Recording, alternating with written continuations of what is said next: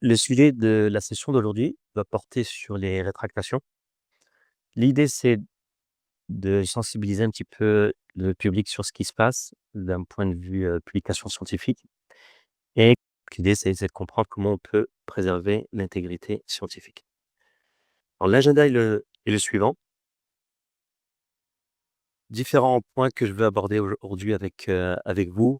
Le premier, c'est faire un petit historique de Clarivate et histoire de comprendre ce qui s'est passé ou ce qu'on a mis en place pour, soutenir l'intégrité de la recherche. Quelques tendances en matière de rétractation et ce que ça veut dire, heu, aujourd'hui dans le monde de la science. Pour ceux d'entre vous qui ont déjà utilisé quelques ressources de Clarivate, comme le Web of Science, Journal Research Reports et ainsi de suite, vous allez voir qu'il y a des informations qui ont été, mises à disposition dans la plateforme, Web of Science depuis quelque temps. Mais ces informations ont aussi été, améliorées, récemment. Donc je vais en parler. On va parler du quelques petites, actions que vous pouvez effectuer dans Web of Science, comment on peut rechercher et analyser rapidement les articles qui ont été rétractés. Et aussi, donc les rétractations, on a pris ça en compte quand on a développé plus récemment le Web of Science Research Assistant, Journal Research Reports, donc le JCR et aussi EndNote. Et enfin, je ferai une petite, démonstration afin de rép avant de répondre à vos questions. On va commencer par parler de l'intégrité de la recherche. Il y a 2 grandes choses qu'on a mis en place au sein de Clarivate. La première chose, c'est, les processus en interne. Donc pour préserver l'intégrité de la recherche, on a optimisé, amélioré les processus éditoriaux. Donc l'idée, c'est d'essayer d'avoir le meilleur contenu possible en termes de qualité, mais aussi, essayer de comprendre ce qui se passe en termes de rétractation et que ça soit visible auprès des utilisateurs. Et on a aussi, tout ce qui touche aux données de reproductibilité. On va commencer par, un petit historique, ce que vous avez déjà, pu constater, hem, dans le Web of Science. Bon, il y a un héritage, assez fort de Dr. Adrian Garfield, donc le fondateur du Web of Science, toutes les solutions qui en découlent. En ce qui concerne le maintien de l'intégrité de la recherche. Donc ce qu'on fait, on a un processus de sélection, donc ça c'est, quelque chose qui est public, hein, vous pouvez, le consulter en ligne. Vous savez que quand on parle de journaux indexés dans le Web of Science, on a 28 critères, dont 24 qui sont relatifs à la qualité et l'objectif ici, c'est de se focaliser sur les sources de qualité. Donc on a un processus pour, les journaux, mais aussi pour les livres et les colloques, donc les conférences, les actes de conférences. Donc là, l'idée, c'est vraiment d'être attentif à la qualité de ces différentes, sources de publication. Ce qu'on fait, c'est que c'est une sélection dynamique, donc on va avoir des nouveaux journaux qui vont être indexés quand ils, répondent à nos critères de sélection. Mais à partir du moment où on a aussi, des journaux ou des sources qui répondent plus à, ces critères, donc on va les suspendre, les retirer, les publications de nos bases de données. Donc ça peut être au niveau des pratiques en termes d'examen par les pairs, par exemple, citation anormale ou inappropriée. Donc on va analyser ces différentes facettes de ces sources de publication. Donc le processus est public, vous pouvez le consulter ici, je vous enverrai la présentation comme je l'ai mentionné tout à l'heure. Chaque mois, on publie les modifications mensuelles au niveau de la base. C'est-à-dire que vous allez voir les jours qui ont été nouvellement mis à aussi voir, donc enlever de la base. Il y a aussi des modifications, un peu moins critiques, par exemple des journaux qui ont fusionné. Vous avez 2 journaux, ils ont fusionné. Donc c'est aussi un changement qu'on va mettre, à votre disposition dans ces changements mensuels. On a un autre type de changement, c'est le journal, arrête de publier.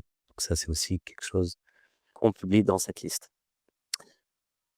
On a publié un blog, récemment. En termes de statistiques, quand on fait, ces analyses au niveau des publications scientifiques, analyse relativement simple de la scientométrie ou de biométrie de base, on constate qu'il y a une augmentation du nombre de rétractations. Ça, c'est quelque chose qu'on voit. Pas qu'un nombre, pas qu'une augmentation en termes de nombre de publications, mais aussi en termes de proportion. Je vais en parler tout à l'heure. Et un des changements qu'on a mis en place l'année dernière, c'est d'ajuster les méthodes de calcul du facteur d'impact. Donc le Journal Impact Factor ou le JIF, comment il est calculé? Typiquement, on divise le nombre de citations reçues par la revue scientifique par le nombre de publications. Sauf qu'à partir de l'année dernière, ce qu'on a fait, c'est qu'on a exclu les citations vers les rétractations ou les citations qui provenaient des rétractations. Hem, bon, petite faute d'orthographe ici, méthodologie, IE, pas en anglais. Et on a aussi ce qu'on a mis en place pour, la liste, des chercheurs fortement cités, highly cited researchers. Les chercheurs qui présentent des signes avérés de pratiques non normatives, donc typiquement qui s'éloignent de ce qui se fait en général ou de manquements potentiels à l'intégrité scientifique. Ces chercheurs, ils sont exclus de cette liste annuelle de chercheurs les plus cités, ce qu'on appelle HCR, Highly Cited Researchers. Alors ça, l'idée de ce diapo, c'est d'expliquer rapidement comment l'un de nos objectifs chez Clarivate, c'est de soutenir et de garantir la qualité des résultats et des publications et comment la gestion des rétractations est un élément vraiment important, essentiel, en termes d'actions menées par Clarivate. Donc, voilà pour quelques activités mises en place. Ça se répercute au niveau des, développements des produits. Donc ça, c'est la feuille de route du Web of Science. Donc on a le deuxième semestre de 2025, ce qui a été développé, ce qui est annoncé déjà pour le premier semestre de 2026. Donc on a un axe, 3 axes, donc l'intégrité, la collaboration, l'ouverture des données, mais aussi l'innovation, l'impact. Si on se focalise sur juste ce premier axe, confiance et intégrité, on a par exemple, les citations ici des rétractations. L'idée, c'est de comprendre, de tenir compte des citations provenant d'articles rétractés. Ça, je vais vous montrer, c'est relativement simple, facile à accéder dans le Web of Science. Donc ça, c'est un pilier important en termes de développement des solutions. Et métadonnées sur l'intégrité de la recherche aussi. Quelque chose qui est important, c'est les déclarations d'attribution, c'est-à-dire que quand un chercheur utilise l'IA ou l'intelligence artificielle, comment est-ce que c'est mentionné la, dans l'article, dans la publication finale, mais aussi les conflits d'intérêts. C'est-à-dire, je sais pas moi, par exemple, je prends un chercheur qui est affilié à un groupe pharmaceutique, il y a aussi une université académique et qui travaille sur, je sais pas moi, le développement d'un nouveau médicament. Voilà, s'il y a des conflits d'intérêts, c'est important de le savoir et que ça soit facilement visible au niveau des différentes plateformes bibliographiques. Des concepts qui sont explorés. Credit, c'est une taxonomie de contribution que je vous encourage d'ailleurs à utiliser, très pratique. Au niveau des auteurs, quand vous rédigez un manuscrit, chaque auteur va dire ce qu'il a fait dans l'étude. Est-ce que les chercheurs étaient à l'origine de l'idée de la publication? Est-ce qu'il a rédigé elle a rédigé la première version du manuscrit? Est-ce que c'est plutôt quelqu'un qui a fait l'analyse des données? Quelqu'un qui a fait une revue du manuscrit? Quelqu'un qui a écrit le code? S'il y a du code, des scripts informatiques qui ont été rédigés et ainsi de suite. Donc il y a une taxonomie, c'est très bien défini. Voilà, donc comment on fait aussi pour intégrer ça dans nos bases de données. Et aussi les indicateurs pour les revues en cours d'évaluation. Donc on sait qu'il y a un temps entre le moment où le journal est soumis à Clarivate et le moment où il est indexé, où il est refusé pour indexation. Voilà, avoir des indicateurs pour les revues en cours d'évaluation ou en cours de réévaluation. Donc on a ce qu'on appelle les journaux on hold qui sont en attente parce que voilà, il y a quelque chose qui a été communiqué, des comportements un peu douteux. Voilà, l'idée, c'est aussi de développer ces concepts. Alors, en termes de tendance, ce qui se passe, les rétractations, vous donner quelques petites statistiques et aussi quelques éléments, qui pourraient vous aider à déjà sensibiliser la l'écosystème scientifique sur ce qui se passe au niveau, de la publication scientifique, d'un point de vue rétractation. Alors clairement, c'est une menace pour l'intégrité de la recherche.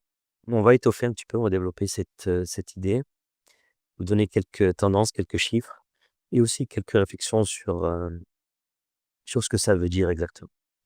On a un blog qui est aussi public, un blog en anglais, mais relativement facile à lire. Encore une fois, vous aurez le lien ici. Heu, L'objectif de cette diapo, c'est vraiment d'introduire le sujet du jour. C'est un blog qui date d'octobre 2025 et où on présente aussi le point de vue de Clarivate, mais aussi notre engagement à essayer de préserver l'intégrité de la recherche. Ça se fait de différentes façons au niveau des solutions. L'identification des documents rétractés. Ça, j'ai envie de dire que c'est la base. À partir du moment où une publication est rétractée, vous avez besoin de savoir qu'elle a été rétractée. On a un partenariat, une intégration de Retraction Watch, donc c'est, une organisation, un groupe qui, fait un petit peu de la veille et qui surveille un petit peu ce qui se passe d'un point de vue rétractation. Et je vais vous expliquer comment ça se traduit dans notre plateforme. Et ensuite, on a aussi donc des indicateurs de revue maintenant qui prennent en compte les articles rétractés. Alors, quelques statistiques. Hem, on a un blog assez connu qui s'appelle The Scholarly Kitchen. J'ai extrait les données de ce post. Donc au niveau des tendances, on a une augmentation de rétractation, mais la question qu'on se pose, c'est: est-ce que la fraude scientifique s'aggrave-t-elle? Alors, petit rappel, une rétractation, c'est quoi?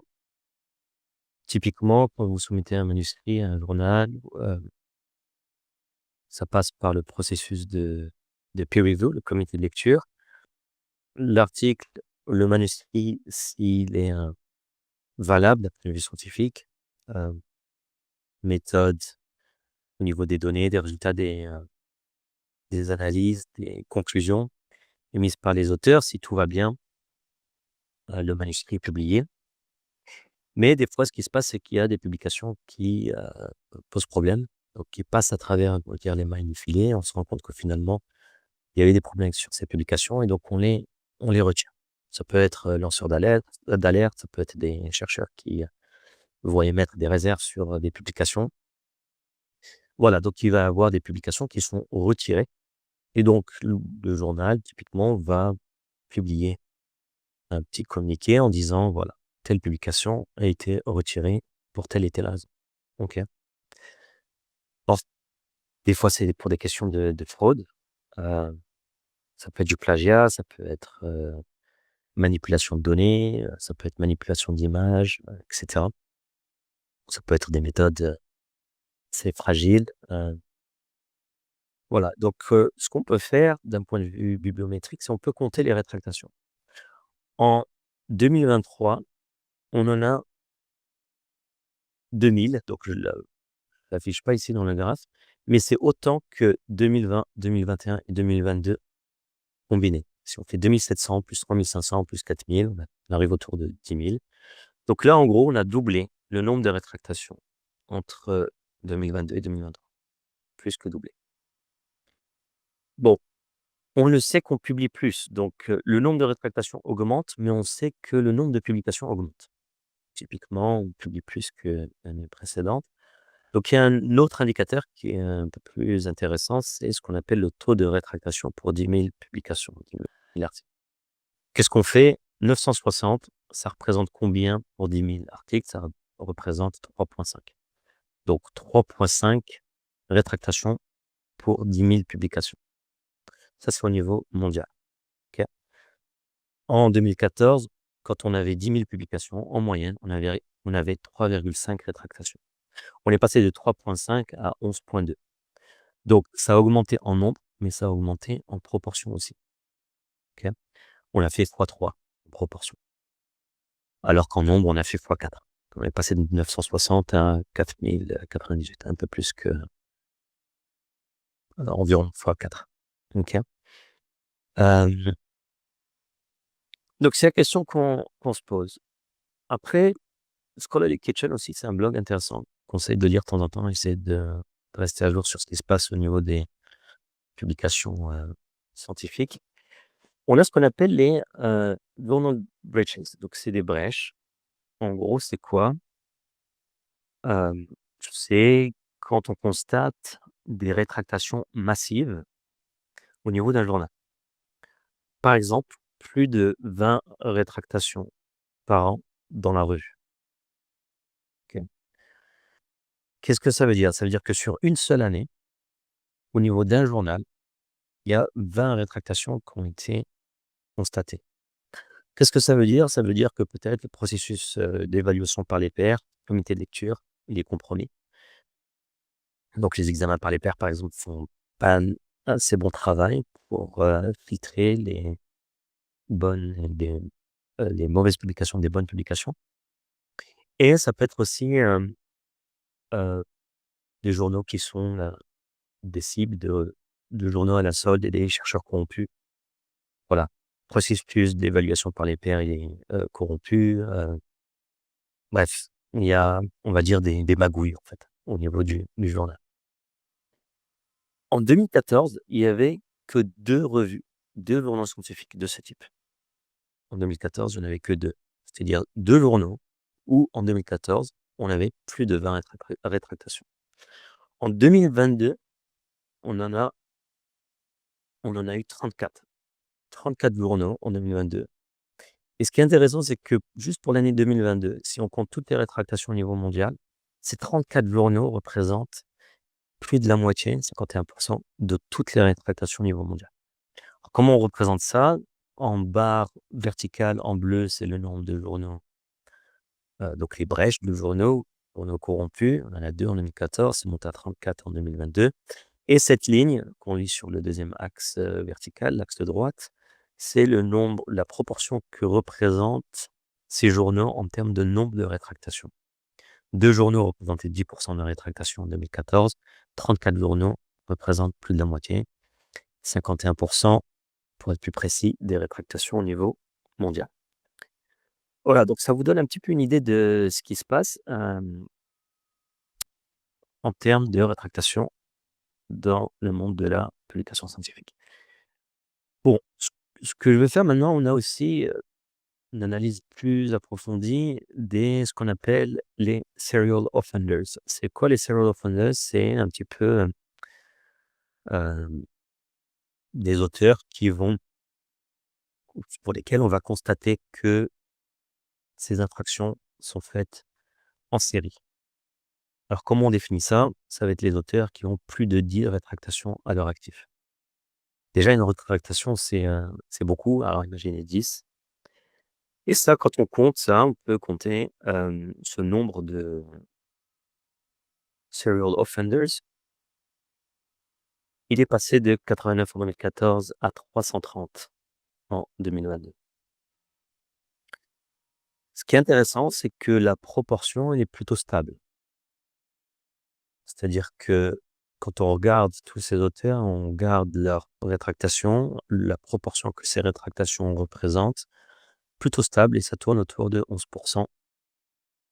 au niveau mondial. Bon, à prendre avec des pincettes, ce nombre d'auteurs avec plus de 10 rétractations à leur actif. Pourquoi? Ce nombre, il est sous-estimé pour la simple et bonne raison que pas mal d'autres dont le nom, heu, est similaire, les homonymes, probablement d'origine, chinoise. Donc c'est difficile de distinguer 2 chercheurs qui ont le même nom, d'accord? Donc ce nombre, il est, sous-estimé. Donc ça se représente en termes de graphique de cette façon. Hem, si on prend 2014, ces auteurs qui ont plus de 10 rétractations, et on cumule toutes leurs rétractations, le nombre de rétractations pour tous ces auteurs représente 9 de toutes les rétractations. Et c'est là que je dis connu au fil des années, sur cette période en tout cas de 2014 à 2022, ça tourne autour de 11 avec un pic en 2018. En termes d'analyse plus approfondie, je viens d'en parler. Il y a quelque chose qu'il faut prendre en compte, c'est la Chine qui a beaucoup publié ces dernières années, qui a dépassé les États-Unis en termes de nombre de publications par an depuis 2020. Alors la Chine, elle est très consciente de leurs problèmes d'intégrité scientifique, problèmes, de rétractation. Ils prennent des mesures. Heu, il y a un taux de rétractation élevé, 26,1, 26 rétractations pour 10 000 articles en 2020-2022, contre 5,9 pour le reste du monde. Donc si on compare la Chine par rapport au reste du monde, ils sont bien au-delà. L'autre exemple de pays, l'Arabie Saoudite, 31 rétractations pour 10 000 articles sur la même période. Mais il y a un mais ici, la Chine a représenté 16 de la rétractation en 2014 et 54 en 2022. Donc on se dit, peut-être que si on représente ça, voilà, on le voit au niveau de la Chine, il y a un nombre de proportions de rétractation pour la Chine qui a augmenté sur ces dernières années.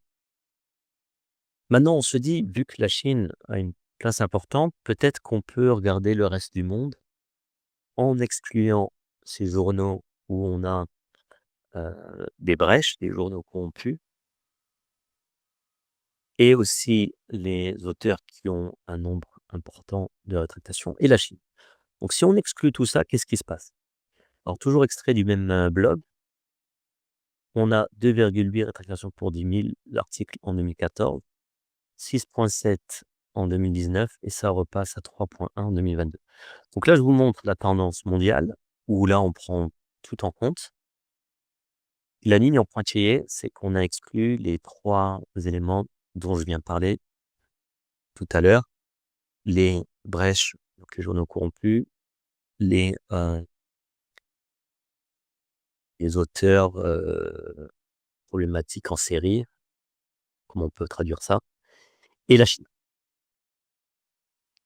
Et donc on constate que typiquement, si on regarde maintenant et entre 2022 et 2014, la situation est plus ou moins la même. OK. Donc en termes de tendance, encore une fois, quand on regarde ces chiffres, c'est important de prendre le le en compte le contexte. Et là, on peut le faire ça au niveau de différents pays, par exemple les États-Unis, d'accord, en incluant toutes les rétractations et en excluant, les 3 éléments dont j'ai parlé tout à l'heure. Pareil pour l'Allemagne et pareil pour, le Japon. Donc là, on le voit, par exemple, on a un auteur au Japon, il y avait 163 rétractations en 2022, mais cet auteur à lui tout seul, il y en avait 111. C'est énorme. 111 publications retirées ou rétractées pour le Japon, parmi 173 rétractations pour le Japon. OK.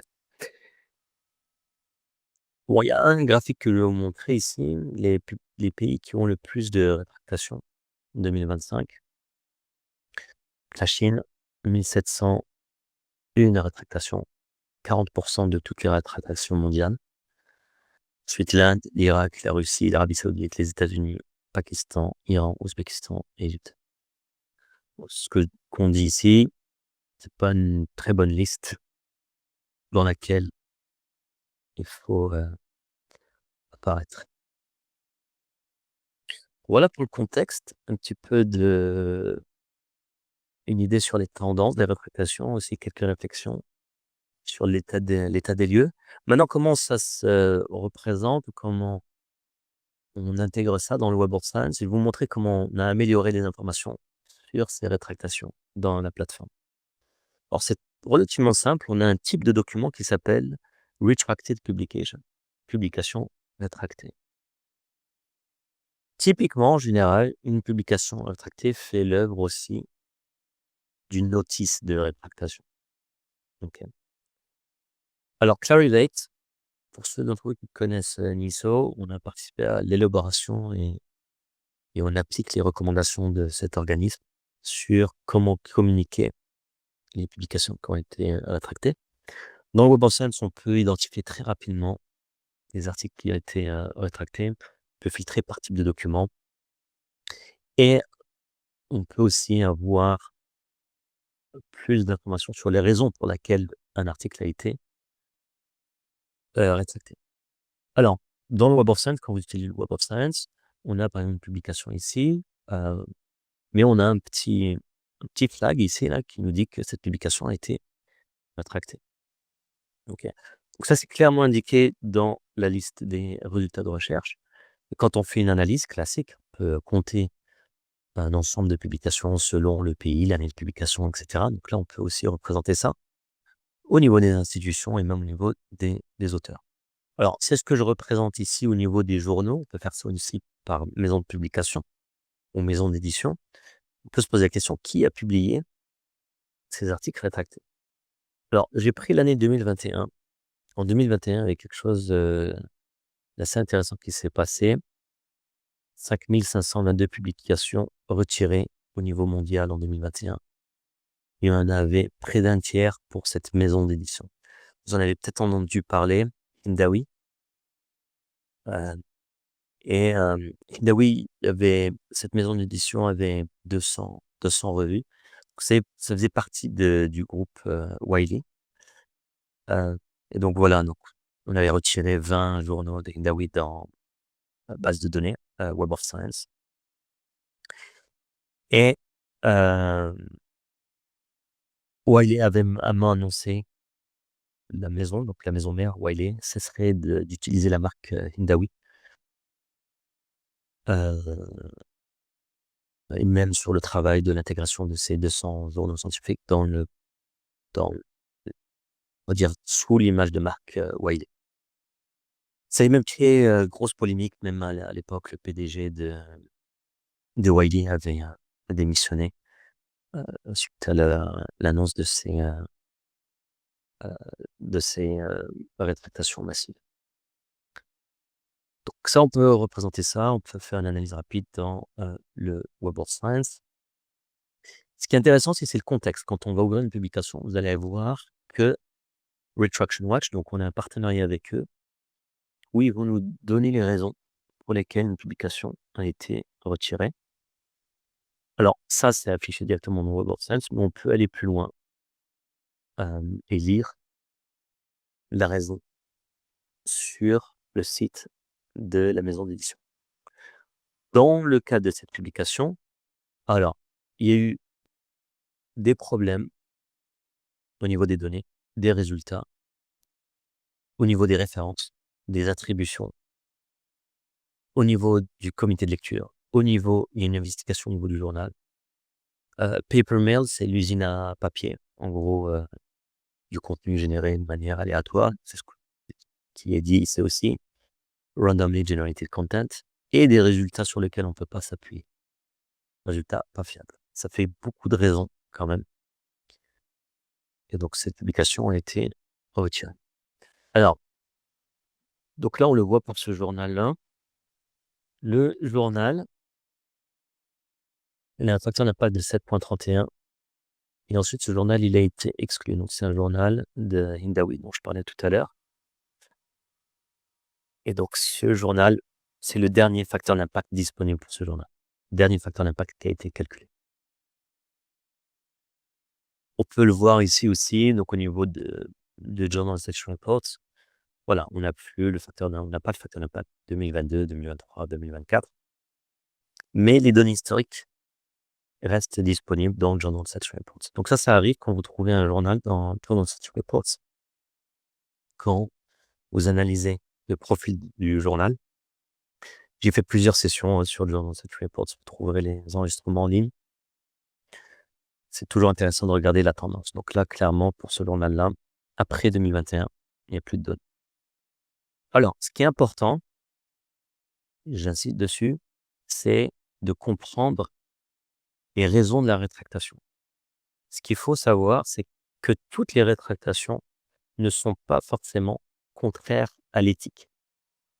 Donc là, clairement, il y a des comportements pas éthiques du tout, mais c'est pas le cas de toutes les rétractations. OK? Donc là, par exemple, pour cette étude qui a été, retirée ou rétractée, elle a été rétractée pour les raisons suivantes. En gros, typiquement, les conclusions et les résultats, pas très fiables, mais quand on regarde les raisons, voilà, il y a pas de raison éthique. Il y a une enquête qui a été effectuée, et il y a des entités qui n'ont pas validé les résultats de cette étude. Donc ça, on peut le voir directement, on peut accéder directement aux informations. Donc, quand on voit ça, ça c'est un petit résumé, mais pour avoir plus de détails, on peut aller voir directement les motifs des rétractations, soit sur Retraction Watch ou sur le site de la maison d'édition. Alors ça, si je clique sur Read More ici, là, on va avoir quelque chose comme ça. Donc ça, c'est la même publication, Evaluation of Post-COVID Mortality, etc. OK. Qui était publié en 2024, mais la même année, le journal retire cette publication sur des raisons de validité scientifique. Alors c'est pas une question, c'est plus une raison scientifique plutôt qu'une raison éthique. Bon, il y a eu une enquête et les auteurs n'ont pas réussi à fournir, une explication satisfaisante, et vu que le journal n'était pas convaincu, l'article a été, rétracté. Et donc là, il y a pas mal de choses, hein. Il y a même quelqu'un qui est pas auteur, mais qui est mentionné sur, la section remerciements. Voilà, il avait consulté une version prémillénaire du manuscrit, mais voilà, il n'était pas validé lui-même les méthodes de l'étude. OK? Donc voilà un petit peu pour, le contexte, pour essayer de comprendre ce qui se passe au niveau des rétractations. Ça, c'est des données très, très riches pour essayer de comprendre ce qui s'est passé au niveau des publications. Alors, je ne sais pas si vous avez remarqué tout à l'heure, je vous ai montré cette publication qui a été publiée en 2021, mais qui malgré tout a quand même été citée. Parce que des fois, ça prend du temps, hein, d'enquêter, d'essayer de comprendre ce qui s'est passé sur une publication, et des fois, il y a des publications qui ont eu le temps d'être citées. Donc on peut prendre, nombre de publications. Là, on voit 5 522 publications qui ont été citées, 57 864 fois. Voilà, donc on voit que les publications, même rétractées, cumulent des citations. Donc on peut voir ça et on va voir qui a publié les articles qui citent les rétractations. Donc là, on a 5 000 publications, un peu plus, qui ont été rétractées. Il y en a 52 000 qui ont été au publiées et qui mentionnent ces publications rétractées. Donc là, on voit quasiment la moitié, un petit peu moins, de ces publications proviennent de Chine, ensuite, d'Inde, les États-Unis et ainsi de suite. Alors, la question qu'on se pose, c'est qui cite encore des articles rétractés? Même après la publication de la note de rétractation. Donc ça a été communiqué par les éditeurs, c'est une information disponible. Alors il se passe plusieurs choses, c'est que des fois, ça prend du temps.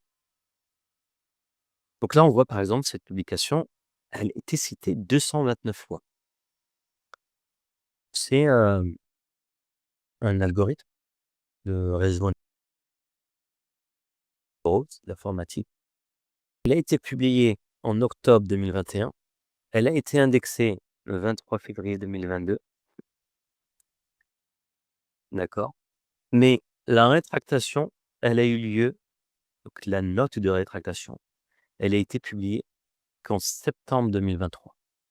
Entre le moment où l'article a été publié, octobre 2021, septembre 2023, il s'est écoulé 2 ans. C'est-à-dire que cette publication, elle a été enlevée ou elle a été marquée ou identifiée comme une publication problématique qu'après 2 ans. Donc forcément, la publication, elle a eu le temps d'avoir aussi des, des citations. Donc ça arrive, ça arrive. Et là, si je reviens ici, vous allez avoir des raisons. Les auteurs, ils répondent pas aux investigations, aux enquêtes. Euh, Au niveau du comité de lecture, il y a eu des doutes.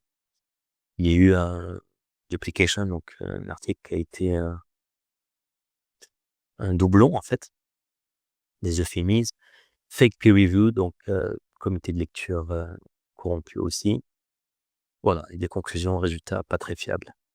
Donc voilà, il y a eu un temps qui s'est écoulé ici, quasiment 2 ans, et on peut regarder ces 229 citations, d'où elles proviennent, quand elles, quand elles ont été publiées. Donc il y a 229 et on constate que en 2024, 2025 et 2026, alors qu'on sait que cette publication elle a été retirée depuis septembre 2023, en 2024, 2025 et même 2026, il y a encore des gens qui citent cette publication, qui, on le sait, pose problème. Si vous avez assisté à certains de mes webinaires, j'ai toujours mentionné un filtre très important à mettre en place, surtout quand on fait une synthèse de littérature, c'est d'exclure par défaut les publications qui ont posé problème. C'est un clic, rétractation sur le type de document et on exclut. Comme ça, on se base pas notre synthèse de littérature sur des publications problématiques. Donc là, on le voit et on peut même se poser la question, mais qui cite encore ces articles? Alors, on peut faire une analyse par affiliation, donc on trouve des institutions chinoises. Et on va voir aussi pas que les pays qui figuraient tout à l'heure sur la liste des top 10, entre la Corée du Sud, les États-Unis, Canada, Angleterre et ainsi de suite. Voilà. Bon, des fois, c'est juste par oubli ou par faute d'attention. On est là, pas très attentif. On trouve une publication qui a l'air très intéressante, etc. On se base dessus pour faire notre synthèse de littérature, alors qu'on a complètement omis de vérifier si c'était pas des publications rétractées. Là, on peut le faire par analyse, par niveau des pays, mais au niveau des institutions, on peut se poser la question qui, en Angleterre par exemple, a cité cette rétractation. Donc là, on peut le faire, identifier si les auteurs de votre institution citaient des articles rétractés. Relativement simple à faire. Récemment, ce qu'on a mis en place aussi dans Web of Science, c'est par exemple, si on trouve une publication ici, qui est d'ailleurs une publication fortement citée, elle était citée 737 fois, mais parmi ces 737 citations, il y en a 2 qui proviennent de rétractations. Donc ça aussi, c'est intéressant. Prenons en compte. Ok. Bon, on peut aller plus loin, on peut aller voir la publication elle-même. Et voilà, donc il y a 2 publications qui font référence à cette publication, c'est-à-dire qui citent cette publication, mais ces 2 publications-là ont été rétractées. D'ailleurs, nous, pour éviter ces problèmes de synthèse de littérature sur les publications rétractées, dans le Web of Science Research Assistant, par défaut, les publications rétractées sont automatiquement exclues. J'ai organisé plusieurs webinaires sur le Web of Science Research Assistant. En quelques mots, très rapidement, c'est un outil basé sur un chat. En fait, vous allez poser des questions de manière naturelle et vous allez avoir des réponses sur un sujet, sur sa thèse de littérature, sur l'identification d'un journal pour votre manuscrit, et ainsi de suite. Donc, on va discuter un petit peu avec cet assistant. Les résultats sont toujours basés sur les publications du Web of Science Core Collection, donc la collection principale, en excluant les rétractations. Voilà, donc ça, c'est un développement dans le Web of Science Research Assistant. J'en ai parlé tout à l'heure. Le GIF, le Journal Impact Factor, ou le facteur d'impact d'un journal, la formule a été mise à jour à partir de l'année dernière. Sur le numérateur, on divise les citations par le nombre d'articles Les éléments citables, c'est articles and reviews, articles et synthèses de littérature. Le dénominateur ne change pas. Et sur les citations, on va soustraire les citations qui proviennent de publications rétractées ou les citations vers les rétractations du journal pour lequel on calcule le facteur d'impact. Très important donc dans le Research Reports, donc l'idée c'est de protéger cet indicateur des distorsions potentielles qui sont liées aux rétractations. Il y a aussi une intégration, un développement intéressant qui a été effectué au niveau de EndNote. EndNote, gestionnaire de références. En gros, dans la version logicielle 2025, grâce à l'intégration avec Retraction Watch dont j'ai parlé tout à l'heure, EndNote maintenant va créer automatiquement un groupe temporaire qui s'appelle rétractation. Donc vous, par exemple, faites pas attention, quelqu'un partage avec vous un article, vous trouvez un article intéressant, vous le lisez, vous le sauvegardez et soit il a été rétracté, donc ça nous on le sait dans le Web of Science via Retraction Watch ou via l'éditeur, la maison d'édition. Vous avez besoin d'être alerté. Donc vous allez avoir un dossier de rétractation dans votre gestionnaire de référence EndNote, mais aussi une alerte publication rétractée. Vous avez même des avertissements à côté des références rétractées lorsque vous insérez la référence, vous faites une citation dans Microsoft Word. Voilà. Donc ça, c'est un exemple de développement récent dans la plateforme. Je vais vous faire une petite démo très rapide et ensuite passe aux questions. Alors, je vais passer sur Chrome.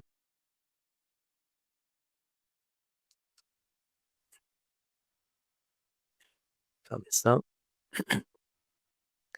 Me connecter au Web of Science.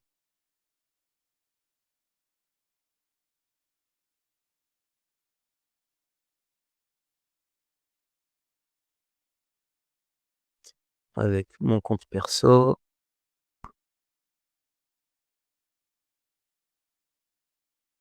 OK. Alors, dans le Web of Science que j'ai fait tout à l'heure dans la présentation, c'est quelque chose que vous pouvez faire assez rapidement. Par exemple, si je fais une recherche avancée et je me dis, on va regarder sur l'adresse. Je vais mettre France, par exemple. On pourrait mettre d'autres pays. On a 3 millions de publications. OK. 3,7. Si je m'intéresse aux rétractations, très rapidement, on a 617. OK. On peut faire une analyse rapide. Donc 617 sur 3,7 millions. On peut faire une analyse de résultats. OK. Donc on pourrait faire ça par tendance, par exemple. OK. Donc là, on voit de gauche à droite le nombre de rétractations au fil des années. OK. On pourrait calculer 37 par rapport aux milliers de publications de 2016, c'est quoi le taux de rétractation? OK. Donc ça, on peut le faire. On peut regarder aussi et se dire quelles sont les institutions en France où on a un nombre important de rétractations. Donc je vais trier pas par ordre alphabétique, mais par nombre de rétractations, donc CNRS, INSERM, Aix-Marseille, et ainsi de suite. OK. Donc ça, c'est surtout l'historique. Je pourrais être un peu plus précis. Par exemple, ici, je vais changer, je vais rajouter, moi, c'est les années récentes qui m'intéressent. Par exemple, on va mettre 2015-2025. 11 années de publication. Donc là, je peux repartir ici.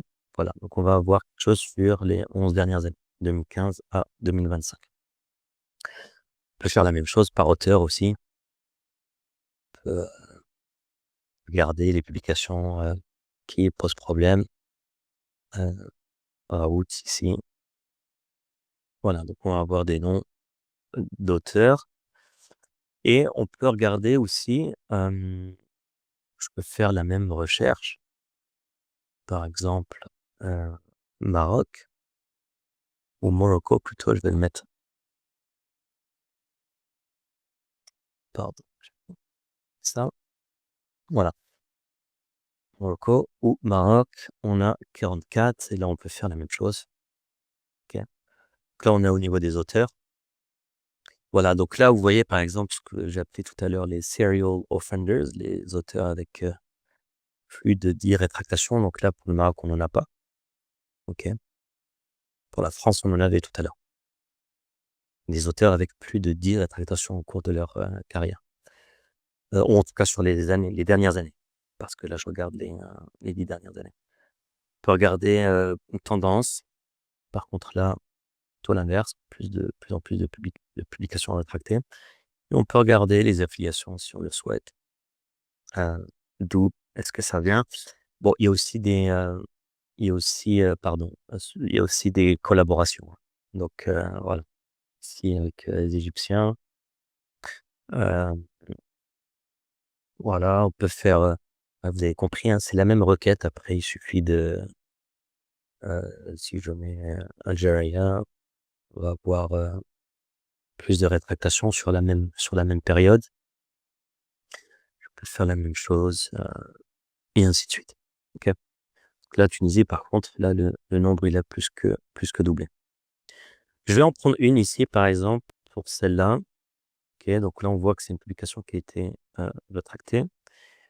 On a l'information de la rétractation, on a 2 sources. Soit c'est l'éditeur, donc de ce journal, qui communique que cette publication a été rétractée, donc on reçoit l'information directement de la maison d'édition, soit via, Retraction Watch. OK? Donc, ça aussi, on a l'information. Voilà, donc la notice de rétractation, je peux aller la voir ici. OK, et on peut aller voir parce que ça fait, c'est en fait une publication d'un journal. On appelle ça une notice de rétractation. OK. Si on regarde ici, OK, alors le lien ne marche pas.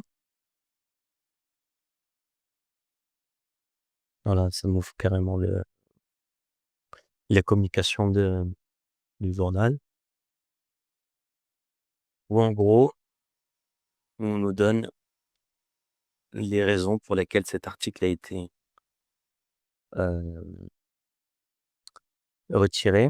Alors juste par curiosité, juin 2018, la notice à décembre 2018, donc il y a eu 6 mois entre-temps, mais l'application a quand même été citée 11 fois entre-temps et la raison, c'est plagiat. Et en fait, ce qui se passe, c'est qu'ils ont, copié du contenu d'une autre publication, heu, précédente, présentée par quelqu'un d'autre en 2013. Voilà, donc, bon, c'est pas, hem, malheureusement, ça impacte, bien sûr, ça a un impact négatif, hein, sur la réputation des auteurs, des institutions, même au niveau des journaux, comme on l'a vu tout à l'heure. Là, on le voit, celui-là, c'est un article qui a été retiré pour des raisons pour lesquelles un article, c'est un doublon, en fait. Allez voir rapidement, on va aller voir sur mon historique, juste pour voir rapidement. Ouais, donc il y a du contenu qui a été, on appelle ça significant overlap, donc du contenu qui a été doublé, en fait, dans 2 publications, différentes. Et je repars sur la France juste pour montrer d'autres exemples. Si je prends celle-là,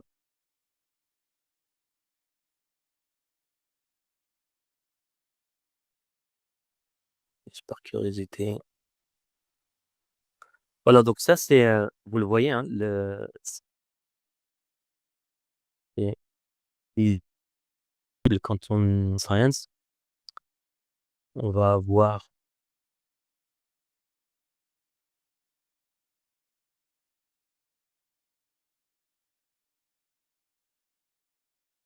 ouais, donc là, c'est un peu, ouais, là, c'est un peu, dommage.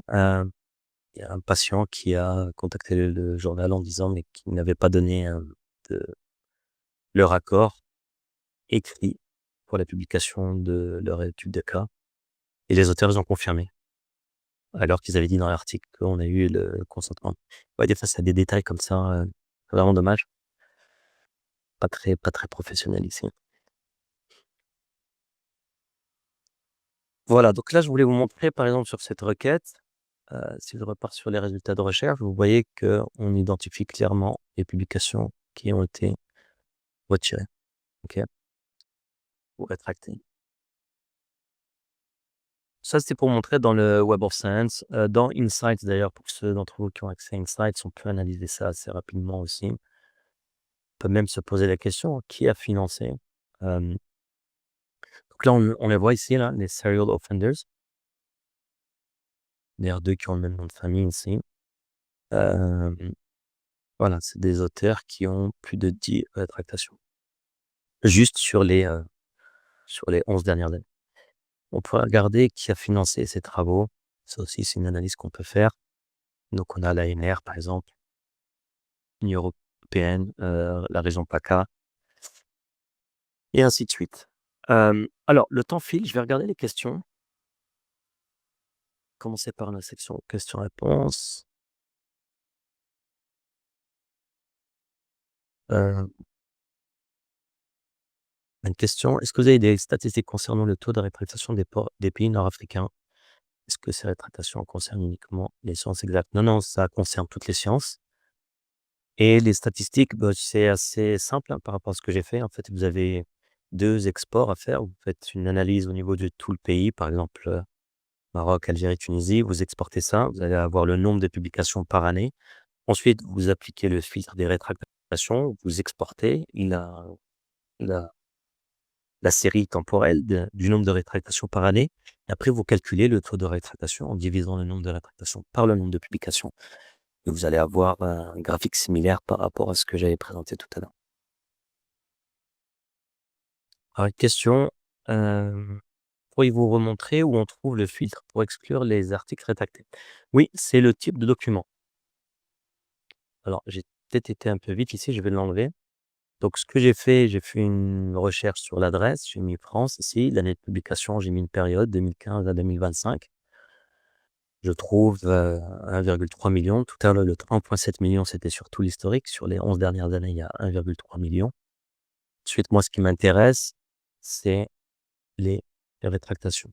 Donc, c'est le filtre type de document ou document types. Et ensuite, on a retracted publication. OK? On a aussi des publications où ce qu'on appelle expression of concern, c'est-à-dire qu'il y a des chercheurs qui ont exprimé, comment on peut traduire ça? Des inquiétudes ou, des,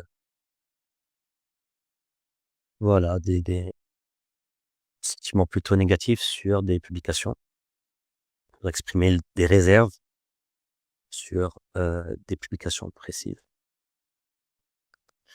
OK, alors, ça c'était dans Q&A.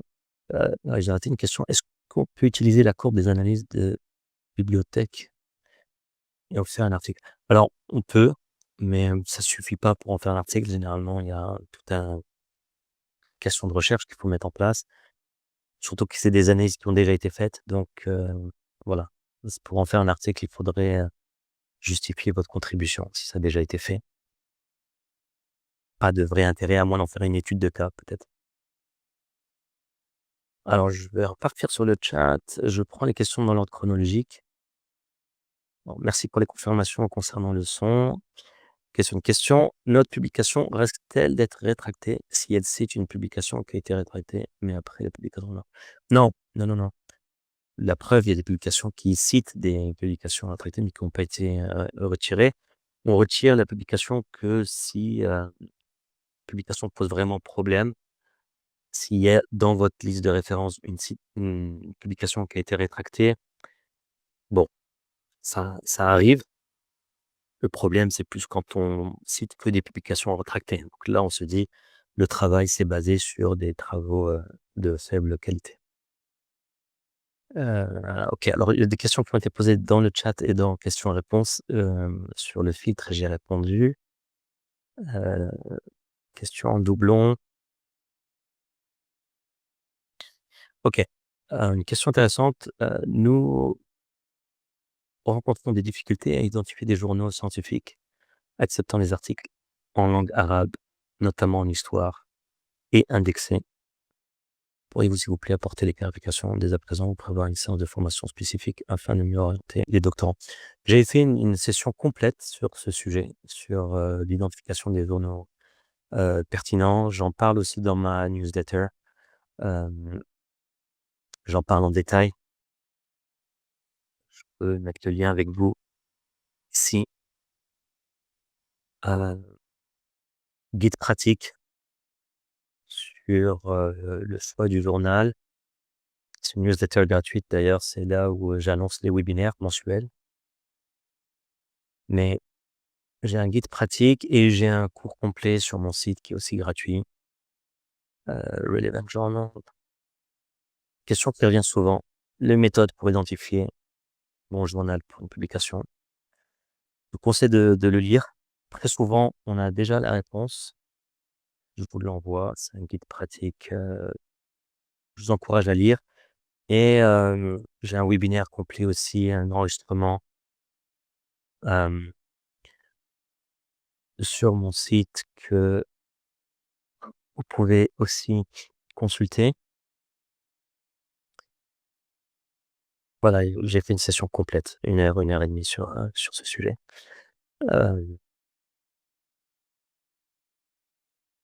Voilà, il est là en français, module 4, identifier et comparer les revues pour publier un manuscrit avec le Journal Section Report. Voilà, je peux vous mettre le lien aussi. En fait, c'est des enregistrements de webinaires que j'ai mis sous forme de cours. Il faut les consulter de bout en bout et à la fin, vous avez même une attestation. Une façon de faire très rapidement, soit vous utilisez le Research Assistant. On a un, un petit guide aussi qui s'appelle Find a Journal. Après, quelque chose d'un peu plus précis, par exemple, vous allez mettre vous allez faire une recherche avancée, ça vous pouvez le faire aussi. Par exemple, je mets PY, c'est l'année de publication, Publication Year, 23, 2025. And TS, on va rien mettre pour l'instant, TS c'est pour le topic. Et je peux faire un filtre en me disant, voilà, je veux lister les publications publiées. Alors, c'était en arabe. Voilà, on a 213 publications. Et là, je vais regarder, par exemple, on a des domaines ici. OK, histoire. Ces publications, elles étaient, et on va avoir la liste des sources. Qantara, Library of Ahmed, Pacha Jazar, etc. Pour l'arabe, vous allez avoir plus de résultats sur Arabic Citation Index. OK.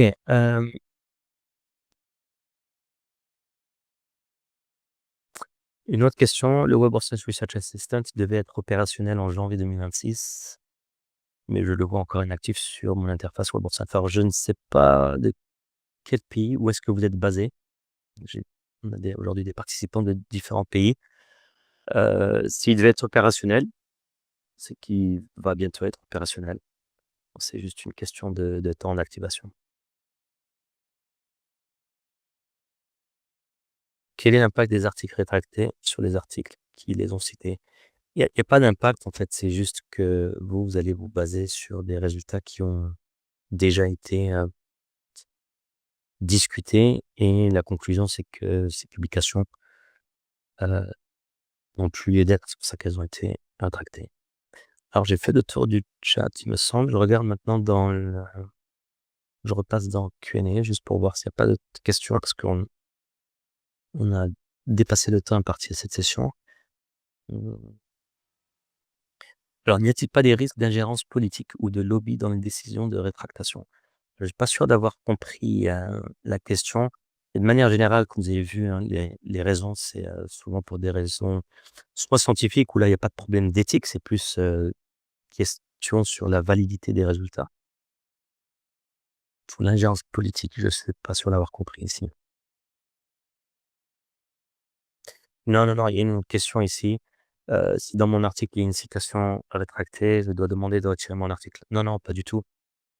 Si vous avez encore le temps et vous en apercevez parce que ça prend du temps de publier un article.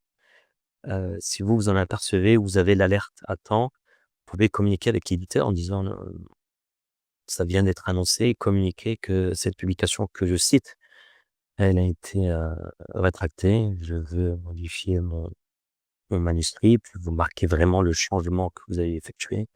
Normalement, il ne devrait pas y avoir de problème. OK, alors concernant l'accès, si vous êtes basé au Maroc, effectivement, ça devrait, l'activation des Research Assistant devrait avoir lieu, très prochainement. Concernant la liste des pays avec un taux de rétractation, sont majoritairement asiatiques. Hem, Est-ce que la concurrence des États-Unis pourrait-elle affecter la reconnaissance des résultats de la recherche dans les pays asiatiques? Non, moi je pense que c'est plus un problème et c'est l'objectif de cette session aujourd'hui, c'est plus un problème de prise de conscience. Des fois, il y a peut-être des pratiques qui ne sont pas forcément très claires. Donc voilà, c'était ça vraiment l'objectif de la session d'aujourd'hui, c'était vraiment de faire prendre conscience sur ces différents problématiques. Parce que c'est assez technique, hein, enfin tout n'est pas noir non plus, hein. On le voit, les proportions, on parle de 12, 13, 14 pour 10 000. On parle pas de pourcents, hein. C'est pour 10 000. Toutes les 10 000 publications, vous avez 14, 15, 20 rétractations.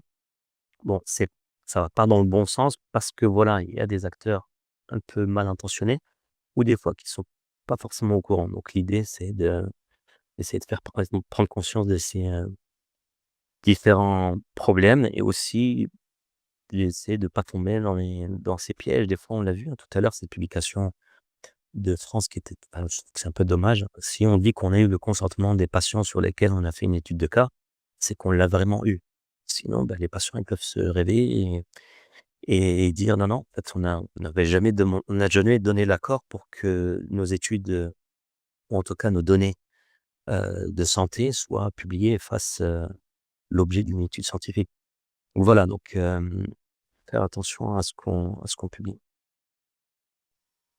Voilà, j'ai fait le tour des questions. Hem, Merci à toutes et à tous pour votre attention. Je vous enverrai, heu, comme prévu tout à l'heure, les, les documents. Donc la présentation, vous aurez mes coordonnées. Si vous avez des questions, je vous enverrai aussi votre attestation, bien sûr, et la présentation. N'hésitez pas à me contacter, hein, si vous avez des questions et je reviendrai vers vous dès que possible. D'ici là, prenez soin de vous et à très bientôt. Bon courage, au revoir.